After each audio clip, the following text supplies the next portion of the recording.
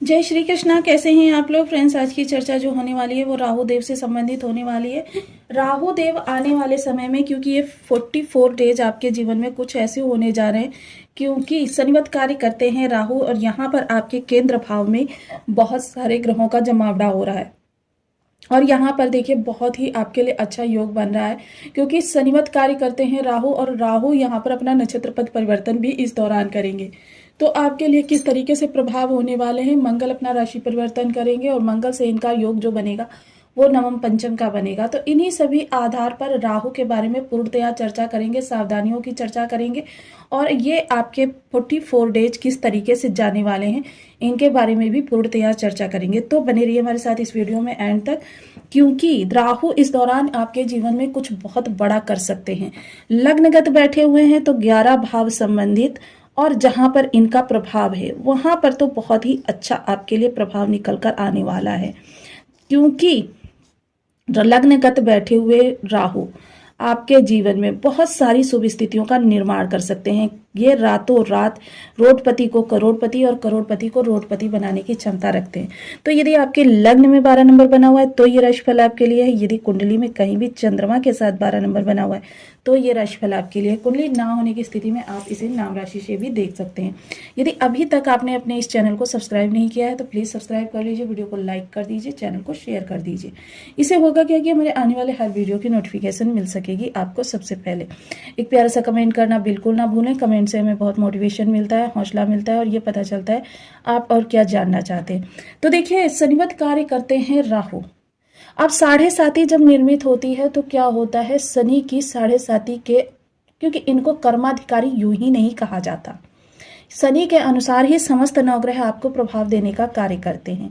अब आप कहेंगे शनि के प्रभाव के अनुसार, क्योंकि देखिए शनि के अनुसार इसलिए क्योंकि जब भी कोई दुर्योग बनता है, कोई राजयोग बनता है, दुर्योग जब 7.5 बनती है तो 7.5 का प्रभाव क्या होता है, भूमि सुलाऊं, भूखा मारूं, तिस पर मारूं लात, यानी दाने दाने के लिए मोहताज करती है, घर से बेघर करती है, अपनों को पराया करती है।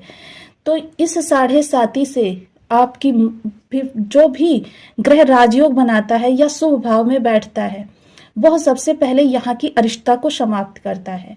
अब शनि का देखिए एक स्वभाव है, क्योंकि ये कर्माधिकारी हैं, जिस भी भाव में जाते हैं, ऐसा नहीं कि शनि इन्हीं 3 भावों में 7.5 बनाते हैं, यहाँ पर ढैया बनाते हैं, यहाँ पर ढैया बनाते हैं।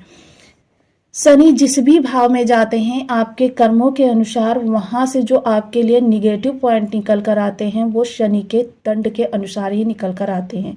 तो उस प्रभाव को कम करते हैं पहले ये 8 ग्रह, और उसके उपरांत जो इनके पास बल बचता है आपको देने का कार्य करते हैं। अब 7.5 क्योंकि शनिदेव आपके लग्नगत आ चुके हैं, द्वितीय चरण प्रारंभ हो चुका है, तो 7.5 आ गई है आपकी लग्न में। लग्न के अंदर जब ये आती है आपके अंदर गुस्सा, क्रोध, अहंकार, इरिटेशन बहुत ज्यादा भर देती है। आपके इतना ज्यादा मतलब कहते हैं ना कि आलस्य, उन्माद जैसी स्थिति लाने का कार्य करती है। इतना ज्यादा गुस्सा भर देती है कि आप अपने पैरों पर कुल्हाड़ी स्वयं मारने लग जाते हैं। एकांत रहना पसंद करते हैं, उस एकांत में कोई विघ्न डालता है तो फिर समझ लीजिए उसकी खैर नहीं। तो ये तो है 7.5 के प्रभाव। अब राहु देव यहाँ पर बैठे हुए हैं लग्नगत। अब राहु की विशेषता जानते हैं। राहु क्या है, राहु भ्रम है, राहु स्वांग है, राहु माया है, राहु षड्यंत्र है। राहु आपको रातों रात स्टार बनाने की क्षमता रखते हैं। कलयुग पाप प्रधान, राहु प्राप प्रधान, सतगुण रजोगुण तमोगुण। अगर आप सतयुग सत पर चलते हैं यानी कि धर्म का अनुसरण करते हैं, तब तो राहु आपके लिए पॉजिटिव, यानी कि देखिए बहुत अच्छा नहीं करेंगे, लेकिन आपकी स्थितियों में भी ज्यादा फेरबदल नहीं करेंगे कि आपकी अच्छी स्थिति चल रही है तो उसको बस वैसे ही चलते रहने देंगे, छेड़छाड़ नहीं करेंगे, क्योंकि राहु का सबसे बड़ा कंट्रोलर जो है आपके लग्नपति हैं, और इस समय ये गुरु की राशि में बैठे हुए हैं। आगामी 15 अप्रैल को ये उत्तरा भाद्रपद नक्षत्र में जा रहे हैं, जो शनिदेव का नक्षत्र है। और आपने ये भी सुना होगा शनिवत कार्य करते हैं राहु। अब देखिए राहु का एक विशेष प्रभाव होता है, क्योंकि राहु के पास अपना कोई भाव नहीं है और राहु क्या है, राक्षस वर्ण है। अब राक्षस वर्ण होने के साथ साथ राहु जब भी जहां भी बैठते हैं वहां से संबंधित 6 भावों को ब्लॉक करते हैं। सबसे पहले देखिए आपकी लग्नगत बैठे हैं, पंचम दृष्टि से ज्ञान, सप्तम दृष्टि से दाम्पत्य और नवम दृष्टि से भाग्य को प्रभावित किया। यहाँ पर केतु बैठे हैं जो देखिए परम सात्विक ग्रह हैं, किंतु राहु की दृष्टि के अनुसार आपको प्रभाव देने का कार्य करते हैं। राहु केतु महाराज ने दृष्टि डाली लाभ पर, लग्न पर और आपके पराक्रम पर, तो ये 6 भावों को ब्लॉक करने का कार्य करते हैं। अब यहाँ से देखिए 6 भाव ब्लॉक हो गए। इसके अतिरिक्त इनकी दृष्टियों में कोई आ गया, देखिए ऐसा राजयोग, क्योंकि प्रथम चरण समाप्त हुआ, शनि जाते हुए आपको कुछ देकर जाते हैं और इस समय आपकी लग्नगत आए हैं।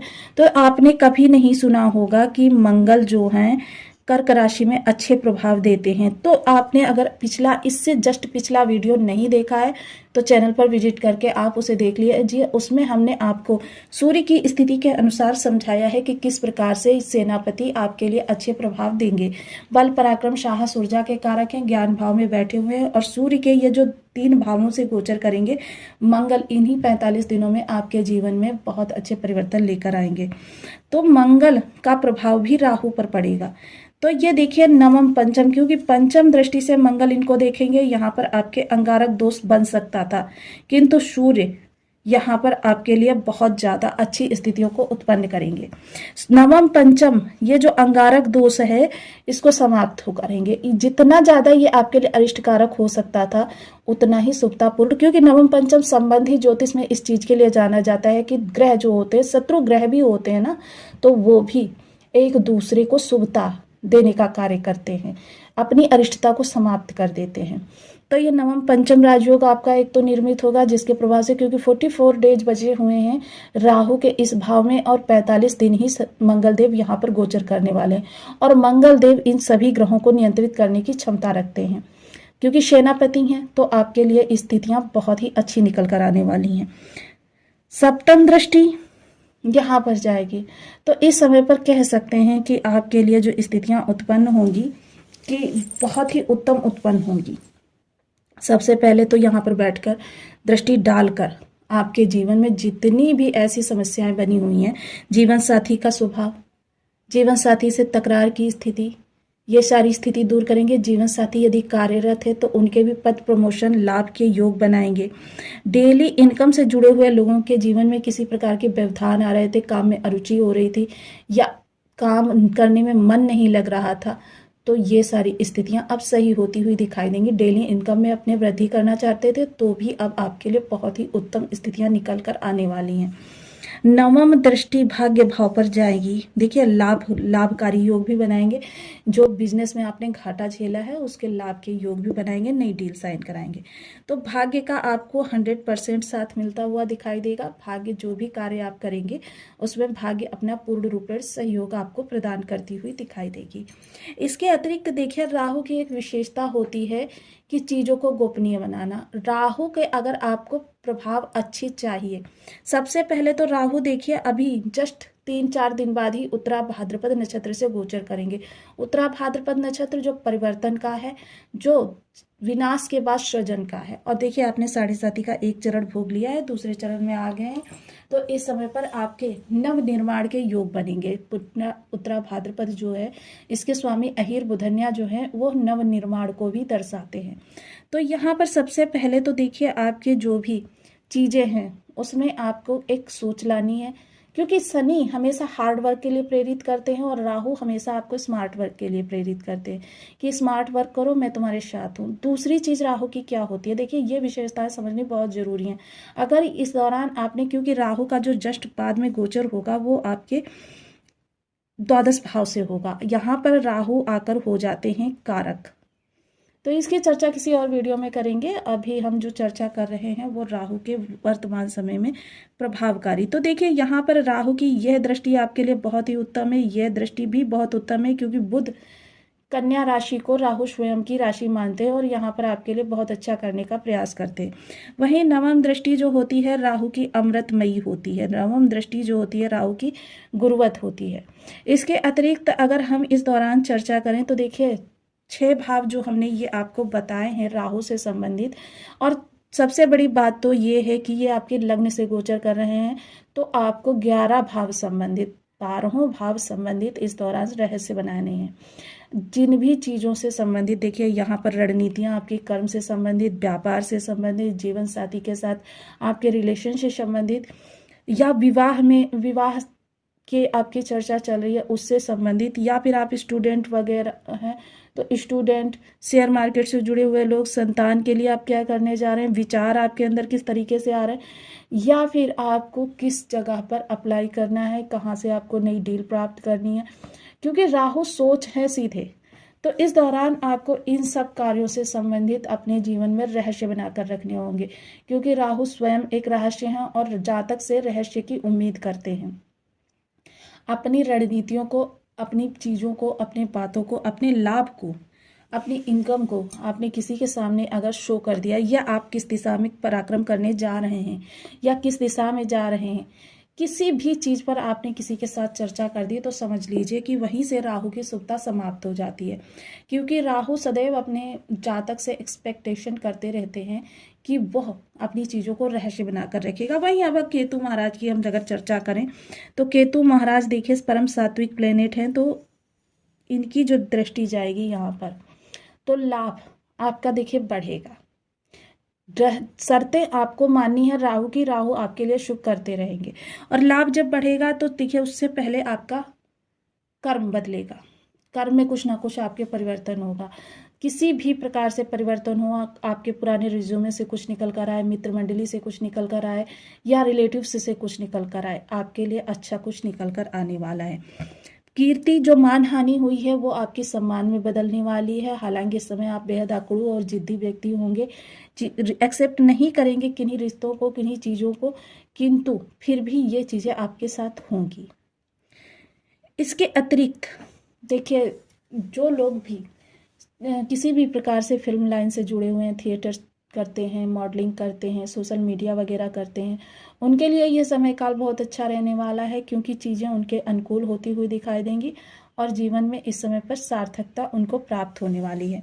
अब सप्तम दृष्टि देखिए, यहाँ पर राहु स्वयं बैठे हुए हैं। नवम दृष्टि की चर्चा करें तो कर्म आपके अगर गलत दिशा में जा रहे थे तो केतु सात्विक प्लेनेट है, और जितना आप धर्म से जुड़कर रहेंगे, गुरु और केतु आपके लिए दोनों ही अच्छा करते रहेंगे। अगर आपके गुरु अच्छे हैं, प्रबल हैं, तो इस दौरान क्या है कि आपको इस दौरान पूर्वाभास होने लगेगा, चीज़ों का आभास होने लगेगा, सांकेतिक भाषा में होगा और उसे आपको समझना होगा।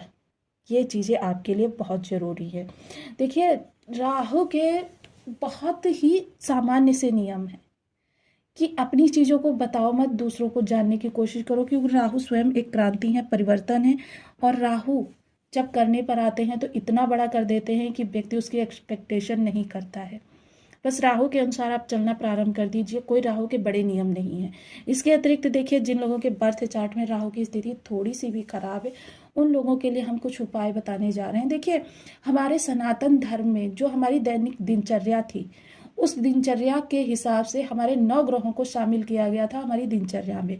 अब आप कहेंगे किस तरीके से, तो देखिए, सामान्य जनमानस वर्ग के घर में जो भोजन पकता था वह बनता था पीतल के बर्तनों में। पीतल क्या होता है? मंगल होता है।